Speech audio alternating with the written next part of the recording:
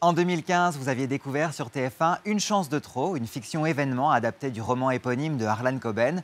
La série avait enregistré la meilleure audience pour une fiction française depuis janvier 2006, avec 8 700 000 téléspectateurs, 35% des 4 ans et plus et 38% des FRDA. Cette année, TF1 proposera une adaptation d'un autre roman policier de l'auteur que nous avons rencontré. Harlan Coben nous raconte Juste un regard. En 2014, Alexandra Lamy était l'héroïne d'Une chance de trop, la première adaptation au monde du roman éponyme de Harlan Coben, l'homme aux 47 millions de livres vendus. Diffusée en France, en Belgique, en Espagne, en Italie, la mini-série a conquis le cœur de millions de téléspectateurs. En 2017, le romancier a renouvelé sa confiance en TF1 pour adapter Juste un regard. Cette seconde expérience était encore meilleure. C'était génial. Nous avons tellement appris depuis Une chance de trop. On s'est réellement plongé dans Juste un regard pour faire une série meilleure, plus sombre, plus spéciale, avec une histoire plus complexe, plus étoffée, et nous sommes vraiment enthousiastes par rapport à tout ça. Regarde. T'as trouvé ça où? Bah là, dans notre album. C'est toi là, non? Non mais sérieusement. Sérieusement, c'est pas moi. Mais regarde, tu trouves pas ça flippant, cette fille barrée là? Je sais rien, c'est sûrement une erreur, qu'est-ce que je te dise? C'est la première fois que ce genre de site de photos en ligne se plante. Écrite en 6 épisodes de 52 minutes, Juste un regard marque la seconde collaboration entre Harlan Coben et Sidney Galland, le producteur. Ils ont voulu la série plus inquiétante, plus perturbante que la précédente. Imaginez qu'un jour, vous regardiez vos photos de famille. Et alors que vous parcourez toutes ces photos, vous en trouvez une que vous ne vous rappelez pas avoir prise.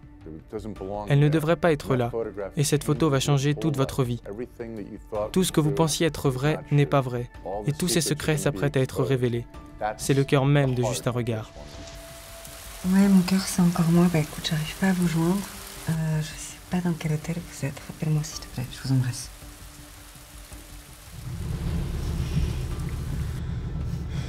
Incarné par Virginie Ledoyen, Thierry Neuvik, Arthur Jugnot, Thierry Frémont, Jimmy Jean-Louis, Juste un regard est également la rencontre entre des acteurs et leurs personnages.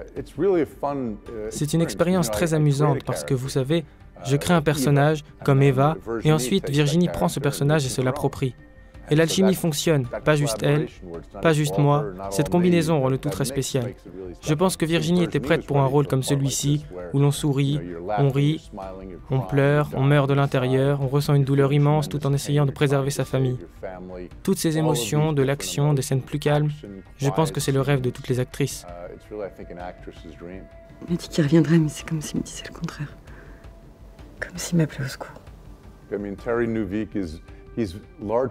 Thierry Neuvik est impressionnant, il est tellement charismatique, naturellement charismatique. J'adore cette scène où il montre le côté absurde d'être père. C'est un peu ce que j'essaye d'être avec mes enfants aussi. Il a vraiment un rôle très très dur. Il a magnifiquement relevé le défi. C'est exactement comme ça que je voyais le personnage. On a eu de la chance d'avoir Julie Gaillet pour jouer Sandrine et Thierry Frémont pour jouer Marsan. Ce sont deux personnages très complexes. Tous les personnages sont bien écrits, il n'y a pas de bien et de mal, et c'est vraiment ce que je voulais voir, ce jeu d'acteurs qui étoffe encore plus les personnages.